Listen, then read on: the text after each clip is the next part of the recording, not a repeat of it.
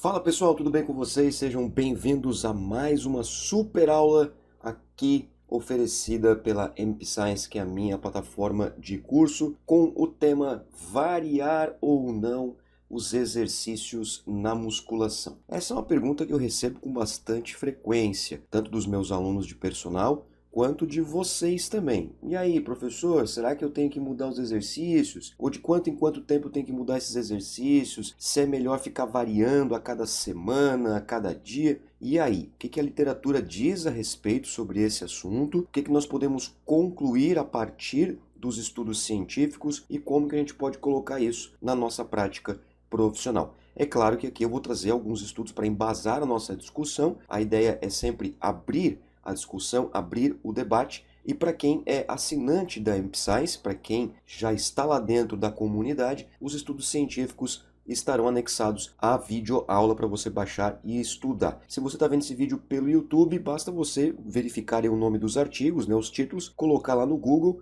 ir atrás e baixar. Eu vou trazer para vocês aqui dois estudos científicos, inclusive o primeiro é esse que você está vendo aí na tela, que eles intitularam de autorregulação dos exercícios, autorregulação na musculação, autosseleção dos exercícios. É o que a gente vai discutir isso aqui, você já vai entender o que esses autores fizeram aqui lá em 2017, esse grupo de pesquisadores. Vou contar a historinha do artigo científico, este aqui primeiro, vou concluir ele e depois eu parto para o segundo artigo e a gente faz as conclusões finais, ok? Então fica comigo até o final desse vídeo. Se você está assistindo pelo YouTube, se inscreve no canal, deixa seu like. Tem também a descrição aqui certinho do site da MP Science para você acompanhar as informações. Depois eu vou mostrar a plataforma aqui por dentro, para caso você não seja ainda assinante, você ver como é que é o universo lá dentro. Bom, nesse estudo científico aqui participaram 17 homens com idade média de 24 anos. Esses homens eles tinham que ser treinados há pelo menos 3 anos. Então, caso tivesse algum participante aqui com menos de 3 anos, nem entrava no estudo. Tinha que ter pelo menos 3 anos de treinamento. E quando eles fizeram o teste de um RM, que foi parte das avaliações aqui nesse artigo científico, a média do RM relativo no agachamento foi de 1,87 e a média do RM relativo no supino foi de 1,38.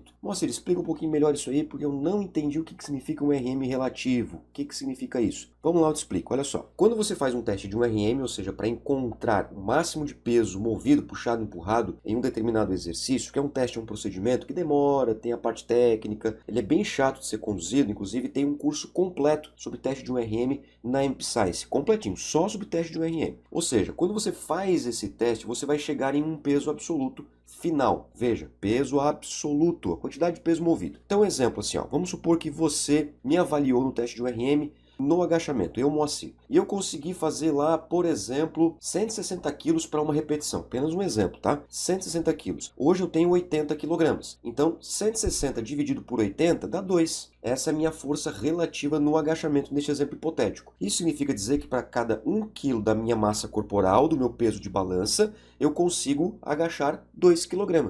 É isso que significa. Isso vale para qualquer exercício. Então, no caso aqui do agachamento, na média, eles tiveram aqui 1,87. Ou seja, para cada 1 kg da massa corporal de cada indivíduo, eles moveram 1 kg 870 gramas. Isso vale também para o supino, só que outros valores. É isso que aconteceu, é isso que significa. Vamos lá, foram divididos em 2 grupos. Grupo fixo e grupo autorregulado. O que significa autorregulado? Calma, que na próxima tela eu vou mostrar para vocês o que significa este autorregulado. Então fica tranquilo, vai dar tudo certo, tá? Olha só, as avaliações. Teste do RM, que eu já expliquei. A avaliação da massa muscular, também bem interessante, para avaliar aí a quantidade de músculo. A avaliação da PSE e da PSR. Vamos lá. Percepção subjetiva de esforço, percepção subjetiva de recuperação. Na MP Science, eu já fiz um curso sobre monitoramento na musculação. Também tem gratuito no YouTube, tá? Basta você acessar. Mas as escalas, os downloads, só para assinantes. Tá lá na plataforma, Estratégias de Monitoramento na Musculação, bem legal, onde eu expliquei certinho PSE, PSR, volume total de treinamento, onde a gente faz um cálculo, séries vezes repetições vezes o peso do exercício, então a gente consegue encontrar o VTT, pessoal, volume load, tá? Volume total de treinamento. Então foram essas avaliações, um estudo bem interessante, com bastante análise. E o programa de treinamento durou 9 semanas. Então o estudo durou 9 semanas. É um período relativamente curto, mas é claro que para fazer estudo científico, pessoal, exige aí uma série de coisas, né? Exige aí dinheiro, exige tempo, então não é tão simples assim de fazer um estudo como a gente gostaria, né? De periodização de 1 ano, 2 anos, 5 anos, 10 anos, não é tão simples assim de fazer, porque quanto mais passa o tempo também, mais difícil é de manter aquele participante voluntário, né? Porque ele está participando ali de forma gratuita, né? No estudo, né? A tendência é dropar, ou seja, é cair fora. Vamos lá. Grupo fixo. Primeiro eu vou mostrar aqui o grupo fixo, tá? Como é que foi o programa de treinamento para você depois entender o autorregulado. Vai ficar tudo bem claro para você. Olha só. Dia 1, 6 a 8 repetições. Dia 2, 12 a 14 repetições. Dia 3, 18 a 20 repetições. Repare aqui então que eles fizeram uma periodização ondulatória diária. Todos os dias tinha uma faixa de RM diferente. No dia 1 da segunda semana, voltou para cá. No dia 2 da segunda semana, voltou para cá. No dia 3 da segunda semana, voltou para cá. No dia 1 da terceira semana, foi aqui e assim sucessivamente, até completar 9 semanas. Então, periodização ondulatória dia a dia. É mais complexo de periodizar desta forma, particularmente falando, para quem está começando a entender a periodização da musculação, eu não sugiro começar por essa. Sugiro começar pela periodização ondulatória semanal. Na EmpScience tem curso sobre isso para você aprender mais sobre cada estratégia de periodização. Vamos lá. Grupamentos musculares, como é que os autores dividiram? Ó, membros inferiores, peitoral, dorsal, ombro, bíceps e tríceps. Não fui eu que fiz isso aqui, foram os autores que fizeram isso aqui. Tá aqui para vocês, eu só coloquei em cores diferentes para vocês verem que os exercícios serão diferenciados em relação aos grupos musculares e a contagem de séries também, tá bom? Vamos lá. No dia 1, o grupo fixo fez agachamento, supino reto barra, remada curvada, desenvolvimento com halteres, rosca direta com halteres e tríceps polia. Esse foi o treino do dia 1 para o grupo fixo. Depois vocês vão entender o grupo autorregulado. Tem um outro grupo, né? Então calma, vamos entender como é que foram os exercícios para depois vocês entenderem como é que foi o grupo autorregulado. No dia 2 foi feito o seguinte: leg press, supino inclinado com halteres, barra fixa, elevação lateral com halteres, rosca Scott barra EZ, tríceps testa com halteres. E no dia 3, cadeira extensora, crossover, pull down, face pull, rosca 45 graus e tríceps francês na polia. Veja que eles escolheram um exercício para cada agrupamento muscular. Então nós temos aqui um treinamento chamado de full body, um exercício para cada agrupamento muscular. Além disso, interessantemente falando, né, eles optaram por um full body ABC, onde cada treinamento é distinto um do outro, apesar de os três serem full body. Mas aqui eu tenho exercício X, aqui eu tenho Y, aqui eu tenho Z. Eu tenho 3 treinos diferentes. Eu tenho treino A, treino B, treino C. Lembra que as divisões de treino quanto a letras, né, que a gente usa na musculação estão vinculadas às distinções de treinos e não agrupamentos musculares. Porque aqui eu estou treinando full body, mas eu estou treinando 3 treinos distintos. Então é um full body ABC. Aí você pode estar se perguntando, tá, mas Moacir, se eles fizeram agachamento, supino reto, remada, desenvolvimento, rosca e tríceps na polia no dia 1, esses exercícios sempre foram de 6 a 8? Não, não foi assim que foi feito. Porque na segunda semana, este treino aqui pulou para cá, este treino aqui pulou para cá e este treino aqui pulou para cá. Na terceira semana, este treino aqui que estava no meio pulou para a direita, este treino que estava aqui na direita pulou para cá e este treino que estava aqui na esquerda pulou para o meio. Então eles foram rodando para que todos os treinos passassem pelas mesmas quantidades de repetições ao longo do programa de treinamento. Por isso que durou 9 semanas, porque o número 9 ele é múltiplo de 3, né? Não faria sentido se fosse 10 semanas, por exemplo. Algum treino ia ficar com alguma faixa de repetições diferente. E olha só que interessante, eles dividiram em mesociclos. E esses mesociclos foram divididos em 3 semanas. Então o mesociclo 1 foram 3 semanas. Cada uma dessas 3 semanas foram feitas com 4 séries. Então semana 1, 2 e 3, 4 séries para cada um desses exercícios aqui. No mesociclo 2, semana 4, 5 e 6 neste caso, 5 séries. Então eles aumentaram o número de séries. E no mesociclo 3, semana 7, 8 e 9, as 3 últimas do programa de treinamento, 6 séries para os exercícios que eles chamaram de gerais, ou seja, agachamento, leg press, supino, remada curvada, exercícios multiarticulares, e mantiveram 5 séries para os acessórios, entre aspas, que eles colocaram aqui, tá? São palavras dos autores. Acessórios são exercícios monoarticulares, como por exemplo, tríceps polia, elevação lateral com halteres, esses exercícios os autores mantiveram 5 séries. Então, se a gente fizer uma contagem aqui, por exemplo, 4 séries vezes 1, 2, 3 exercícios para membros inferiores, aqui nós temos 12 séries. E eles terminaram com 6 séries. Então, eles saíram de um volume de 12 séries por grupamento muscular até chegando, em alguns exercícios, em 18 séries por grupamento muscular. O intervalo de 1 minuto a 1 minuto e meio entre as séries e de 2 a 3 minutos entre os exercícios. Beleza, Moacir, entendi até aqui, mas aonde que entra o grupo autorregulado? Aquele outro grupo, né, que participou do estudo. Então, aí é que está o legal desse artigo científico diferencial desse estudo. O grupo que participou do autorregulado, né, que na hora do sorteio, né, o indivíduo 1 vai para o grupo fixo, o 2 vai para o grupo autorregulado e assim por diante, feito o sorteio dos participantes nos grupos. Quem estava no grupo autorregulado pôde escolher os exercícios ao longo dos treinos. Então, exemplo, tá? Dia 1, semana 1, começou o programa de treinamento, começou o estudo científico. Os participantes do grupo fixo fez isso aqui, ó, agachamento, supino reto, remada curvada, desenvolvimento com halteres, rosca direta com halteres e tríceps polia. Fechou. O grupo autorregulado não. O grupo autorregulado teve todas essas opções para escolher um exercício por grupo muscular para treinar neste dia 1 com 6 a 8. Então não necessariamente era obrigado a escolher agachamento. Se o cara quisesse escolher agachamento, ele poderia escolher. E agora eu digo cara como sinônimo de homem mesmo, né? Porque foram homens aqui. Então o cara, se quiser escolher agachamento, escolhia agachamento. Mas se quisesse fazer cadeira extensora, poderia fazer cadeira extensora. Então o treino, ele por coincidência, poderia ser igual a esse aqui. Mas ele poderia ter a liberdade de ser distinto. Então vamos supor, eu, Moacir, sou participante do grupo autorregulado. Se me desse essa lista aqui de exercícios para eu escolher, para treinar neste dia 1 aqui, eu escolheria, vai lá, ó, leg press, escolheria o supino inclinado com halteres, gosto bastante, escolheria a remada curvada para dorsal. Então veja, ó, tem 2 daqui e 1 daqui. Desenvolvimento com halteres também ficaria com este aqui. Para bíceps, eu iria em rosca Scott barra Z e para o tríceps eu iria em tríceps polia. Então veja, escolhi alguns daqui, nenhum daqui, mas tem participante que prefere fazer uma cadeira extensora,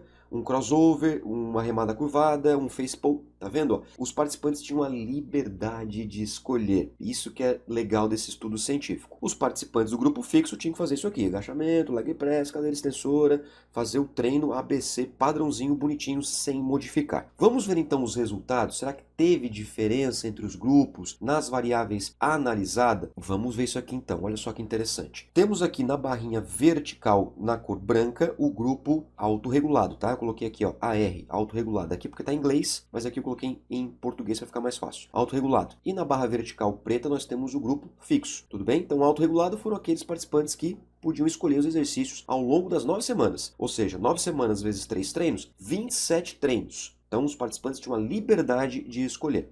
Mas lembre-se de uma coisa importante, tá? Os participantes eram experientes, eram avançados. E grupo fixo, né? Aquele grupo que ficou lá fazendo o ABC padrãozinho, como você viu na tela anterior. Volume load aqui, ó. Volume total de treinamento de todo o programa, ou seja, das 9 semanas. O que a gente consegue observar aqui, ó? Que na média, os participantes do grupo que puderam escolher os exercícios ficaram ali quase em 60 mil quilogramas, né? 60 toneladas de volume total de treino, séries vezes repetições vezes peso. Lembrando que os participantes poderiam escolher os exercícios, né? Então tinha exercícios aqui que poderiam se beneficiar quanto ao volume de treino, né? Que a gente consegue mover mais peso. Então, exemplo, se você pensar num agachamento comparado a um leg press, os pesos são totalmente diferentes. Enquanto que um agachamento para um indivíduo avançado pode ser aí uns 30 quilos cada lado, né, para uma faixa de repetições de 10 a 12, por exemplo, para um leg press pode ser uns 140, 160 quilos, então veja que a multiplicação vai dar diferente, né? Então tem que tomar cuidado com essa interpretação aqui. Entretanto, um outro motivo deste valor ter sido mais alto, estatisticamente falando, né, porque tem aqui, ó,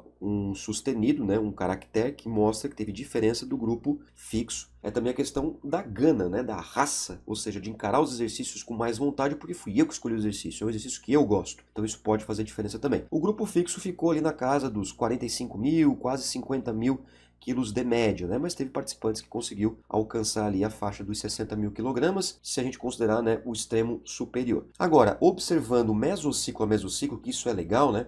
Essa diferença ela começou a aparecer somente do segundo mesociclo em diante. ou seja, da quarta semana para frente. Nas 3 primeiras semanas, o grupo fixo, inclusive, ó, se a gente olhar os valores médios, ele foi até um pouquinho superior, apesar de não ter sido estatisticamente superior, mas ele foi até um pouquinho superior do que o grupo que pôde escolher os exercícios. Isso mostra a importância das primeiras semanas, realmente a gente ter mais um padrão de treinamento. E depois a gente começa a dar uma liberdade para os nossos alunos para escolher alguns exercícios que ele gosta, retirar alguns exercícios que eles não gostam, porque isso pode fazer diferença sim na progressão do aluno. As percepções subjetivas, né, tanto de esforço quanto de recuperação, a de esforço foi avaliada por meio da escala de Omni, que vai de 0 a 10, sendo 0 o estímulo mais fraco e 10 o estímulo mais forte possível. A percepção subjetiva de recuperação foi feita com a PSR, que é uma escala similar à PSE, porém de recuperação, que vai de 0 a 10, onde mostra que 0 é a pior recuperação possível e 10 é a melhor recuperação possível da sessão de treino anterior. E olha só que interessante, na percepção de recuperação não teve diferença, tá? Então esquece a percepção de recuperação, tanto faz escolher ou não os exercícios, os indivíduos estiveram igualmente recuperados ao longo das semanas de treino. Na percepção subjetiva de esforço, não. Na percepção subjetiva de esforço, o grupo que pôde escolher os exercícios teve uma percepção de esforço maior no segundo e no terceiro mesociclo, ou seja, a partir da quarta semana. E isso corrobora com o fato do volume de treino também ter sido elevado, né? Se a gente voltar aqui, ó, o volume de treinamento em termos de séries e repetições vezes o peso, né, que é o volume load, ele foi estatisticamente superior no grupo AR, no grupo autorregulado, que pôde escolher os exercícios, a partir da quarta semana. E isso concordou com a percepção subjetiva de esforço. Então, conforme o volume foi aumentando, o esforço feito também foi aumentando. Aí você pode estar se perguntando, tá, mas Moacir, significa que eles ficaram mais cansados, os indivíduos que escolheram exercícios? Claro, porque eles escolheram exercícios que eles gostavam de fazer, então você automaticamente quer fazer com mais peso, com mais repetições, você quer fazer isso. Automaticamente o volume aumenta, porque o volume ele é um produto, ele é um resultado de uma multiplicação. Então, por exemplo, se eu tenho 3 séries de 10 repetições com 20 quilos, eu tenho 600. Mas se eu aumento esse 20 para 25, eu já aumento o volume final. Por quê? Porque eu aumentei uma das variáveis desta multiplicação. Assim como se eu aumentar o número de séries, se eu aumentar o número de repetições. Mas lembra que séries e repetições foi padrão para todos. Então a única variável que eles podiam mexer era o peso. E obviamente que mexendo no peso, a sensação de cansaço aumenta. Então a gente conseguiu ver isso aqui pela estatística a partir do segundo mesociclo. Agora vamos observar a força máxima, advinda do teste de 1RM, força máxima dinâmica, porque no outro artigo nós vamos falar sobre a força isométrica. São duas forças distintas. É força? É, mas uma é dinâmica, a outra é isométrica, ou seja, uma com movimento, outra parada. Um RM no squat, que é o agachamento, e um RM no supino reto. Olha só que interessante. No agachamento, nós tivemos aqui uma diferença no peso movido depois do programa de treinamento, comparando os dois grupos. Isso significa dizer que o grupo que pôde escolher os exercícios conseguiu melhorar mais a força máxima comparado ao grupo que ficou fixo. Os dois grupos ganharam força, mas de forma significativa, o grupo autorregulado, aquele que pôde escolher os exercícios, aumentou a sua força. No supino reto, isso também aconteceu. O grupo que pôde escolher os exercícios conseguiu aumentar de forma estatística a sua força máxima comparado ao grupo fixo. Veja o seguinte, ó, antes do treinamento, o grupo autorregulado tinha em torno ali de um RM no agachamento para 160 quilos, enquanto o grupo fixo tinha ali algo em torno de 140, 150 quilos. Após o programa de treinamento, esse grupo aqui, que fez a escolha dos exercícios, aumentou ali para 170, 180. Esse grupo aqui ficou na casa dos 160 quilos. Isso na média, tá, pessoal? Valores médios. Para o supino reto, o grupo que estava no autorregulado ficou ali na casa dos 110, 115 quilos, o grupo fixo na casa ali dos 105 quilogramas. Depois do programa de treinamento, esse grupo aqui, o autorregulado, aumentou ali para algo em torno de 120, 125, e esse aqui algo perto de 115, né? Parecido com o começo do grupo autorregulado. Mas, se você é uma pessoa bem esperta e atenta nos detalhes, você pode estar se perguntando o seguinte, porque eu me fiz essa pergunta quando eu vi esses resultados. Ok, entendi que o grupo que pôde escolher os exercícios conseguiu ter um ganho de força máxima dinâmica superior ao grupo que ficou fixo, né? Que não teve essa escolha. Mas olha só, os exercícios analisados foi o agachamento e o supino reto, com barra. Tudo bem, a gente sabe disso, né? Agachamento e supino reto. Só que esses exercícios faziam parte do programa de treinamento. E o grupo que tinha a escolha dos exercícios, o poder da escolha dos exercícios, poderiam ter escolhido esses exercícios aqui com maior frequência. Então, uma vez que o grupo fixo era obrigado a fazer agachamento apenas uma vez por semana e o supino reto uma vez por semana, o grupo autorregulado podia fazer agachamento 3 vezes por semana, se ele quisesse. Podia escolher agachamento, inclusive, durante todos os protocolos de treinamento, não é verdade? Isso é um viés, tá? Isso é um viés. Só porque, depois eu vou mostrar para vocês a quantidade de vezes que os exercícios foram escolhidos, o agachamento no grupo autorregulado, ele foi escolhido menos vezes do que a quantidade de vezes que o grupo fixo fez. Calma que você vai entender isso lá no final da conclusão desse estudo científico. Fica tranquilo. O supino não. O supino ele foi escolhido mais vezes do que a quantidade de vezes que o grupo fixo fez o supino ao longo do programa de treinamento. Mas deixa eu fazer a análise do próximo resultado, que é sobre a massa muscular, que depois quando a gente for concluir o estudo, que eu vou mostrar para você a quantidade de vezes que cada exercício foi escolhido, você vai entender com muito mais clareza essas informações aqui. Olha só, nessa tabela que eu achei sensacional que os autores fizeram aqui, a gente consegue ver a quantidade de massa magra, ou seja, a massa isenta de gordura, antes do programa de treinamento, ou seja, pré, né? Tá escrito aqui, ó, pré, e depois do programa de treinamento, indivíduo a indivíduo, em cada grupo. No grupo autorregulado,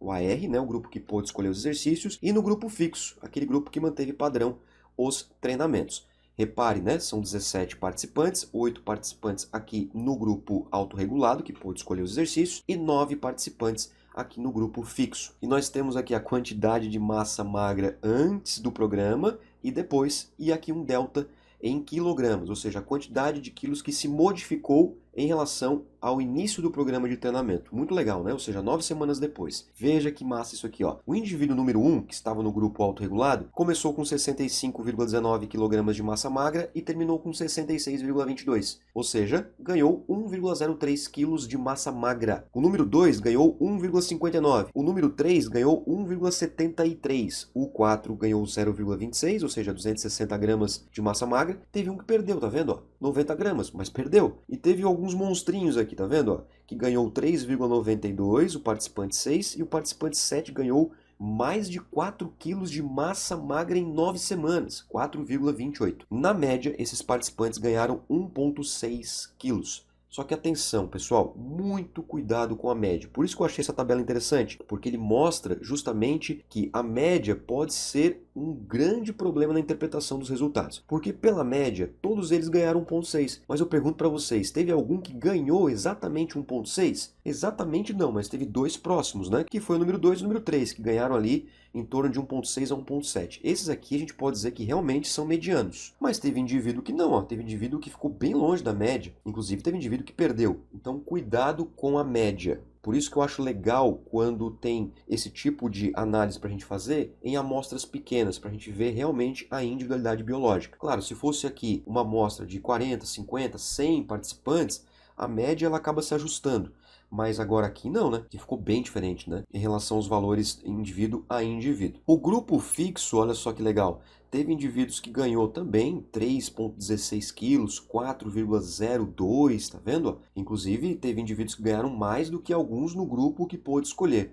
Mas só que teve indivíduos que perdeu, por exemplo, 1,5 kg de massa magra. Já pensou você fazer musculação 9 semanas, bonitinho, seguindo treino A, treino B, treino C, não faltando, controlando dieta e perder 1,5 kg? Pode acontecer em individualidade biológica, mas teve indivíduos que ganhou valores bem expressivos, ó, 3,16, 4,02, mas na média eles ganharam 0,98 kg. Então teve um ganho médio sim. Porém, quando os autores rodaram a estatística para comparar os ganhos médios entre um grupo e o outro, eles encontraram uma diferença estatística de 0,045, que a gente chama de P significativo. Então, nesse caso, a gente consegue concluir que poder escolher os exercícios, na média, para esses homens aqui, jovens e treinados, foi mais significativo para o ganho de massa magra do que engessar os treinamentos, apesar de ter indivíduos que no grupo que pôde escolher os exercícios perdeu massa magra e teve grupos no grupo fixo que ganhou muita massa magra, inclusive mais do que até muitos indivíduos do grupo autorregulado. Por isso que você não pode simplesmente dizer, então beleza, então escolher exercícios é a melhor coisa. Não, Não é isso que o estudo está apontando. Inclusive, você viu que nas primeiras 3 semanas de treinamento, no primeiro mesociclo, o volume total de treinamento não se alterou entre os grupos. Então, talvez você trabalhar com as duas estratégias dentro de um macro ciclo seja uma boa estratégia, beleza? Vamos então agora falar sobre a seleção dos exercícios que vai corroborar lá com o aumento da força no agachamento e no supino reto. Então vamos lá. Ó. O grupo fixo ele treinou 9 vezes cada exercício, porque foram 27 treinos.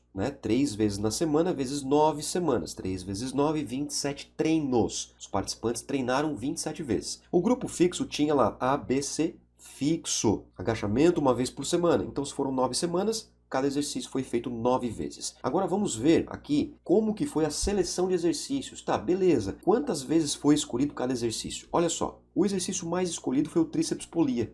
Na média, foi escolhido aí em torno de 17 vezes. Então, ele foi bastante escolhido, né? Foi bastante escolhido, foi escolhido 17 vezes. O segundo exercício, leg press, 14 vezes. O terceiro, pull down, 12 vezes. Aí na média, tá, pessoal? Eles colocam com vírgula aqui, que eles fazem a divisão lá e tal, mas eu vou usar números inteiros porque quantidade de vezes de treino é um número inteiro, não é um número com vírgula. Depois, ó, desenvolvimento, quase 12 vezes aí na média, né, de escolha desse exercício. Supino reto, 11 vezes, quase 12. Então, olha só. O supino reto ele foi mais treinado no grupo que pôde escolher exercícios do que o grupo que treinou fixo.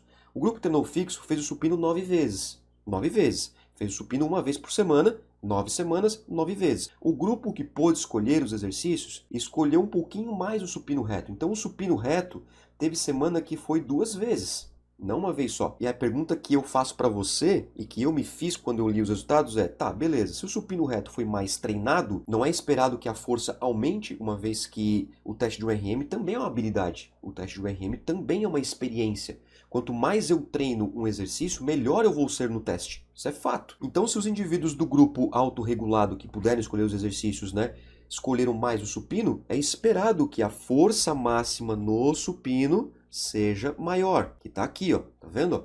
Então, o grupo autorregulado, ele aumentou a força no supino. Um desses motivos aqui é justamente pela quantidade de vezes que eles treinaram o supino. Então, imagina se, por exemplo, eu, Moacir, pudesse escolher 27 vezes o supino, enquanto que o meu colega do outro grupo treinou 9 vezes o supino ao longo de 9 semanas. E aí, beleza, a gente faz o teste antes de começar o treino, na semana 0, e 9 semanas depois a gente repete o teste. Só que eu treinei 27 vezes, ele treinou 9. Será que eu não vou ser melhor no teste de URM do que ele, que treinou menos? Pode ser que sim, pode ser que não. É provável que sim, né? Inclusive os autores deixam claro isso na discussão do estudo científico. Voltando aqui, tá? Vamos lá. Depois, elevação lateral em torno de 10 vezes, rosca 45 em torno de 9 vezes, rosca direta 8 vezes, quase 9 vezes. Então aqui a gente começa a ver os exercícios que foram menos escolhidos, comparado a 9 vezes do grupo fixo. Olha só, depois nós temos aqui o crossover, 8,55, quase 9 vezes. Agachamento, tá vendo? Ó? O agachamento, 8,44 vezes. O agachamento, então, ele foi bem parecido,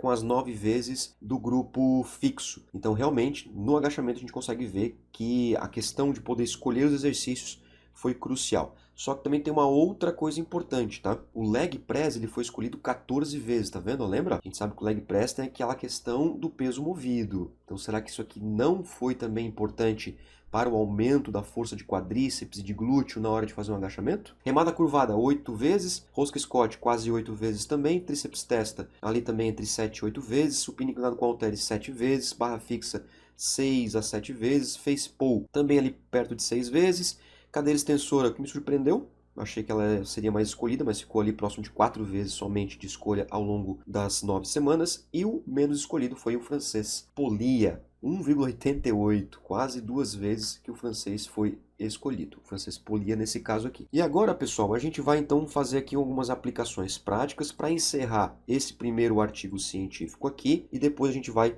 para o próximo estudo. Olha só, aplicações práticas. Eu fiz um print para você ver que quem escreveu isso aqui foram os autores, não fui eu. E eu fiz uma tradução para ficar mais facilitado para a gente. Olha só, a possibilidade de escolha de exercícios pelos praticantes pode melhorar a capacidade de tolerar maiores cargas de treinamento. Legal, né? Porque o praticante vai escolher aquilo que ele gosta, aquilo que ele está mais familiarizado, que ele mais se empolga, né? Ao lidar com populações treinadas, pequenas melhorias no desempenho são importantes, porque a gente sabe que quanto mais treinado o indivíduo é, menos treinável ele é. Então, permitir a participação ativa na prescrição do treinamento pode ser um diferencial, mesmo que pequeno, mas pode ser um diferencial. Como cada indivíduo responde de maneira diferente ao treinamento, né, individualidade biológica, e há vários fatores que afetam a prontidão para o exercício físico, alimentação, descanso, motivação para treinar, logística, tem muita coisa que interfere, né? Qualquer estratégia de manipulação no treinamento pode maximizar as adaptações do praticante. Uma coisa que eu gosto bastante de fazer no meu âmbito prático, sempre que eu vou prescrever um treino, eu pergunto exercícios que o praticante gosta e não gosta de treinar. Eu faço isso, porque a partir disso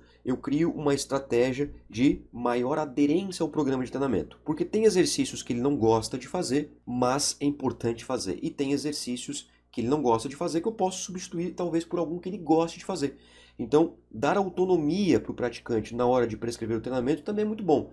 Lembrando que em alguns momentos, inclusive mostrado aqui por esse estudo científico, engessar o treinamento, digamos assim, né, fixar os exercícios por um período de tempo, é interessante para que ele entenda o processo de continuidade. Então esse estudo científico aqui foi bem legal, porque nos deu essa possibilidade de que o praticante escolher exercícios é sim um fator positivo na melhoria da força, da massa muscular e também da aderência ao programa de treinamento. E vamos continuar então aqui com os nossos estudos, agora com o segundo artigo dessa super aula publicado por Bruna Daniela de Vasconcelos Costa no ano de 2022, um estudo muito legal também, para a gente poder então finalizar nossas discussões sobre será que é bom ou não variar os exercícios, né? Você está vendo aí que por enquanto nós temos lado positivo e também lado negativo, né? Nem tudo são flores, mas vamos lá. Esse estudo científico aqui fez o seguinte, ó, recrutaram 23 homens com idade média de 23 anos de idade. Esses praticantes, eles tinham que ser treinados há pelo menos 6 meses, porém eles tinham que estar num período sem treinamento pelo menos 4 meses. Então eles tinham que ser ativos fisicamente antes da interrupção. Sem contar também que esses participantes não poderiam ter feito uso de anabolizantes e suplementos por um ano. Isso é importante deixar claro, né, que os autores fizeram isso nos seus critérios de inclusão. Foram divididos em 2 grupos, o grupo fixo e o grupo com variação. Vamos entender isso aqui depois com mais calminha. Ele tem semelhanças com o estudo anterior, no sentido de que um vai fazer sempre a mesma coisa e o outro vai variar. Mas esse grupo aqui teve uma particularidade diferente do estudo científico anterior. Olha só, fizeram o teste de 1RM, avaliação da força máxima dinâmica, e o teste isocinético para força máxima isométrica, e calcularam o volume de treino. Esse artigo científico, pessoal, eles não fizeram análise de hipertrofia, de massa muscular, não fizeram isso. Eles fizeram apenas de força. Inclusive, o título do artigo é isso aqui, ó. Variar os exercícios para o mesmo grupamento muscular promove maiores ganhos de força, strength, força, não está falando em hypertrophy, não está falando nada disso, muscle mass, nada relacionado à massa muscular e nem a hipertrofia. Está falando sobre a força, ok? Tanto que foram feitos 2 testes de força, um para força dinâmica e um para força isocinética. E o programa de treinamento durou 9 semanas, ou seja, similar ao estudo científico anterior. Vamos entender então como é que foi aí este programa de treinamento. Vou começar mostrando para vocês aqui a estrutura do programa, os exercícios e todas as variáveis que se referem ao treinamento. Então vamos lá. Segunda-feira, quarta-feira, sexta-feira. Esses foram os dias de treinamento para todos os participantes, independentemente do grupo. Divisão de grupamento muscular. Veja que foi diferente do estudo anterior. Eles fizeram uma divisão de quadríceps, peitoral, dorsal, isquiotibiais, posterior de coxa, se você assim preferir, bíceps e tríceps. Não teve deltoide. Tá vendo? Não teve ombro aqui. Tudo bem? Opção dos autores. Não vou entrar nessa discussão que devia ter feito, não devia ter feito. Não me interessa. Eu vou analisar o que é para ser analisado. O que não tem para ser analisado, não tem por que eu avaliar, porque não existe avaliação de algo que não foi avaliado, tá certo? Segunda-feira, leg press, supino reto barra, puxador frente, mesa flexora, rosca direta halteres, tríceps polia. Quarta-feira, agachamento curto, supino inclinado barra, puxador por trás, cadeira flexora, rosca Scott, francês polia. Sexta-feira, cadeira extensora, supino declinado com barra, puxador fechado, flexora unilateral, rosca 45 e tríceps coicipolia. Também não vou entrar em discussões de exercícios, por que foi curto, puxador por trás, tem tantos outros mais eficientes e seguros, não vou entrar nessa discussão. Vamos discutir o que os autores fizeram. O grupo fixo treinou sempre este treino aqui, ó. Sempre. Sempre, sempre, sempre. Leg press, supino reto com barra, puxador frente, mesa flexora, rosca direta com halteres, tríceps polia. Sempre este aí, Moacir, sempre este treino, tá? O grupo fixo fez somente estes exercícios, segunda, quarta e sexta-feira. O grupo com variação fez exatamente o que está escrito aqui. Segunda-feira treinou este, quarta-feira treinou este e sexta-feira treinou este. Ou seja, né, o grupo com variação neste artigo científico foi na mesma estrutura do grupo fixo do estudo anterior.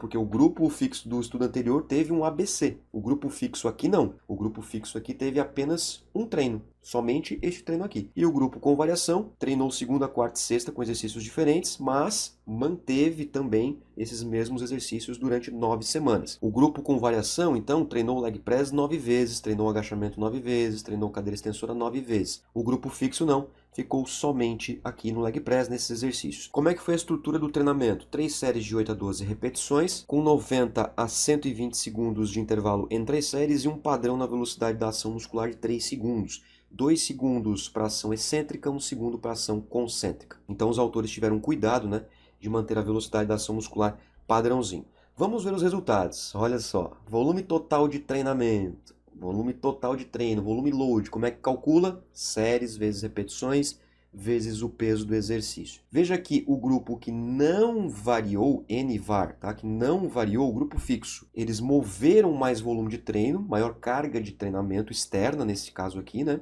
Do que o grupo que variou. Então, neste caso aqui, ter um treino padrão durante 9 semanas foi mais interessante para aumentar o volume total de treino do que o grupo que não variou. Aí você pode estar se perguntando, tá, mas Moacir, o que tem aumentar o volume de treino? Qual é a importância disso? Bom, a gente tem estudos na literatura que mostram que o aumento do volume de treinamento está correlacionado com o aumento da massa muscular.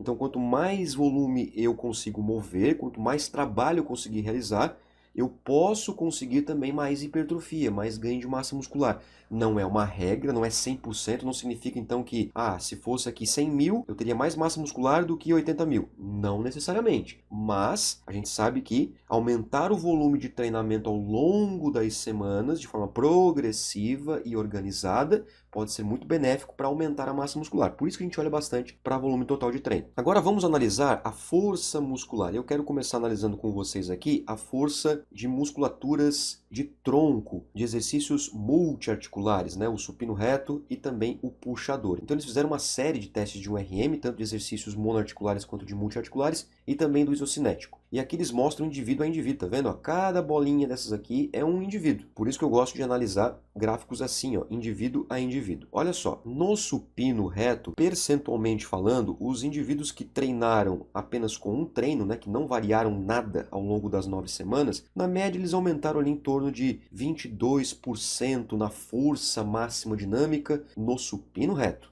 Então, depois de 9 semanas, na média aqui, representada por essa barrinha aqui, tá vendo?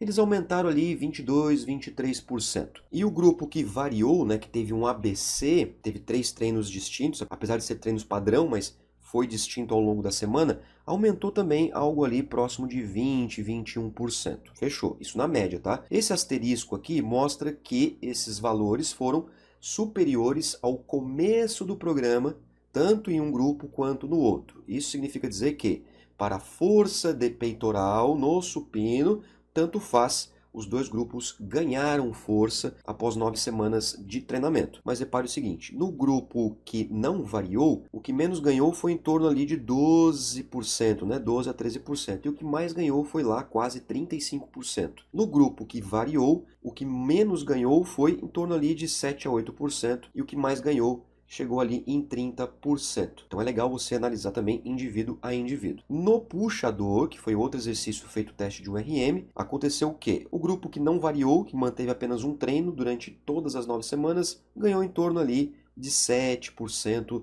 na força após 9 semanas. Enquanto que o grupo variou, conseguiu um pouquinho mais, né? 10%. Mas veja, os dois grupos ganharam de forma significativa comparado ao seu pré-treino. Teve indivíduos que não ganharam nada, tá vendo? A bolinha está bem em cima do zero, tem indivíduos que não ganharam nada. No grupo que variou os exercícios, né, teve um indivíduo aqui que puxou a média legal para cima, né, em torno de 25% de ganho no puxador legal, né. Teve um outro aqui que ganhou 20%. Então o que a gente pode analisar? 2 indivíduos do grupo que variou os exercícios, que treinou em ABC, ganharam mais do que o máximo no grupo que não variou. Tá vendo? Esse aqui ganhou no máximo 17%, 18%. Então o que eu gosto de pensar? Talvez se o programa durasse um pouco mais de semanas, né? 12 semanas, 16 semanas, será que esses dados aqui não seriam maiores e aí nós teríamos uma diferença entre os grupos? Não dá para saber, isso é hipótese. Não podemos concluir, podemos apenas especular. Não podemos dizer isso, mas podemos tendenciar, isso sim, tá? Poxa, talvez se esse programa de treinamento aqui durasse, sei lá, o dobro, será que essa força aqui ela não ia mais para cima? Ou será que esse grupo ia se equiparar a esse? Não dá para saber. Agora, exercícios monoarticulares segmento superior. Olha a diferença, né? Olha só como é bem diferente de exercício de tronco, né, pessoal? Aqui nós temos o bíceps, né? Arm curl, rosca direta, podemos dizer assim, tá? E extensão de tríceps. Vamos lá, mesma coisinha, tá? O grupo que não variou, treinou apenas um treino só, ao longo de 9 semanas, né? Ganhou em torno ali de 17, 18% na média. Mas veja que já é bem discrepante, né, a diferença entre os indivíduos. Ó. Teve um lá que ganhou 50%, gente, de força. É a mesma coisa que se ele tivesse, por exemplo, no teste de um RM na rosca direta, vamos supor, ele conseguiu 40 quilos no teste de um RM. Ele aumentou para 60, aumentou 50% em 9 semanas. Praticamente um outlier, né? Um ponto fora da curva, né? Bem longe da média, olha só. A média aqui está em 17, esse aqui ganhou 50, esse aqui também.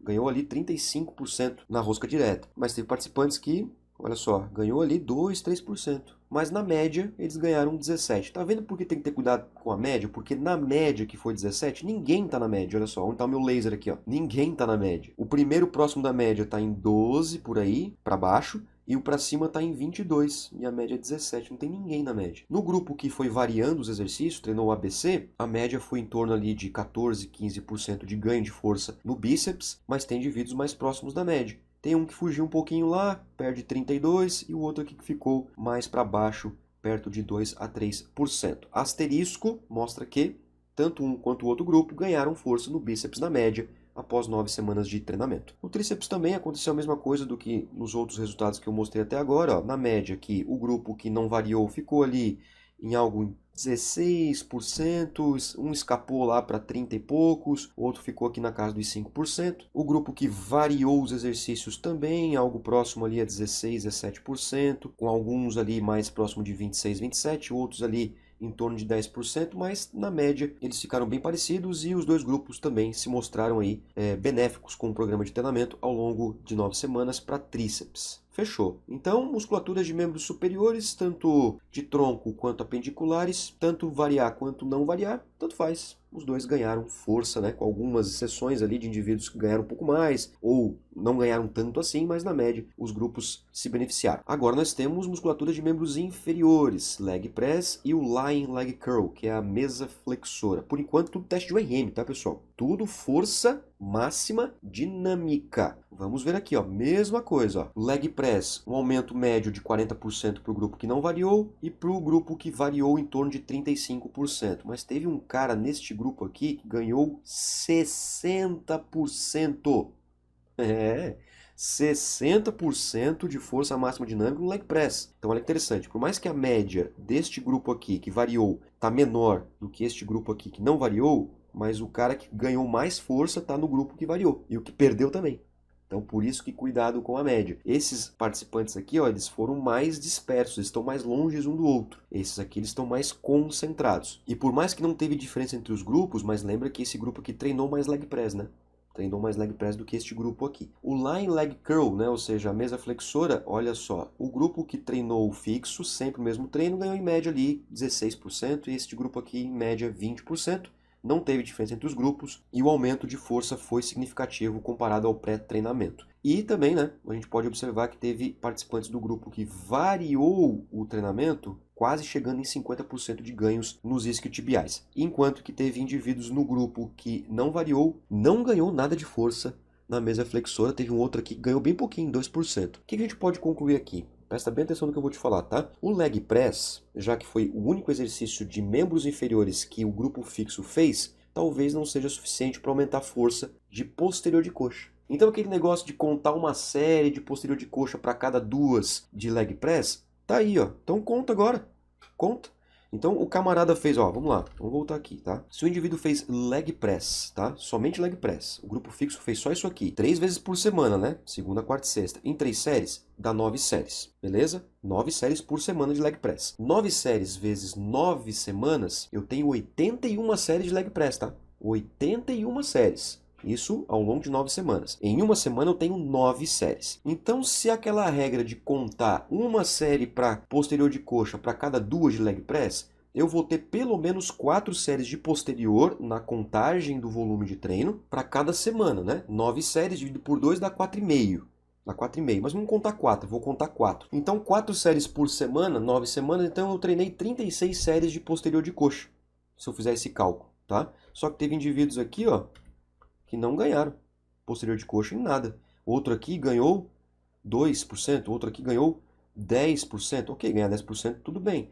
Então, o leg press pode não ser suficiente para aumentar a força de posterior de coxa. Então, fica essa reflexão para você que fica contando uma série de posterior de coxa para cada 2 de leg press. Para indivíduos que eram treinados, mesmo que eles pararam de treinar por um tempo para poder fazer parte do estudo, pode ser interessante incluir posterior, porque este grupo aqui que incluiu o posterior, ó, esse grupo aqui já teve ganhos, ó, tá vendo? Ó, esse aqui teve ganhos. Tá, mocinho, mas tem 2 gráficos. Porque um é perna direita, outro é perna esquerda. Aqui é perna direita e aqui é perna esquerda. Muito provavelmente porque esse lado aqui é o dominante, né?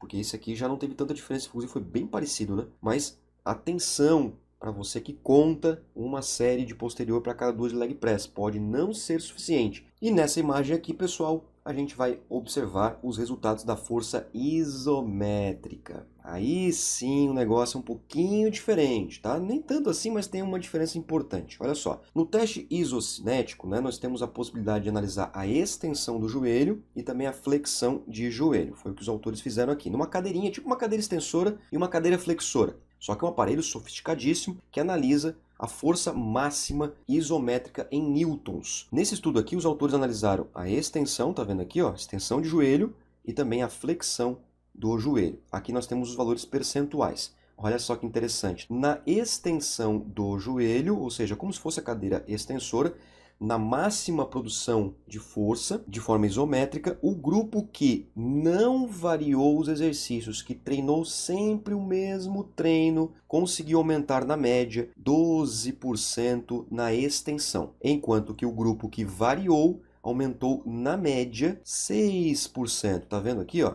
E esse asterisco mostra o quê? Que a intervenção foi estatisticamente significativa comparado ao início do programa. Aqui não tem asterisco, tá vendo?